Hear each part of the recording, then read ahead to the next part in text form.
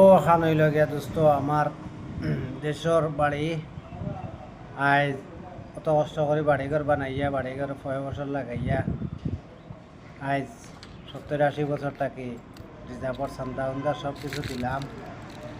আর আজ চান্দা উন্দা দেওয়ার বাঙ্গার 3 দিন আগ পর্যন্ত 1000 টাকা করে চান্দা দিছি।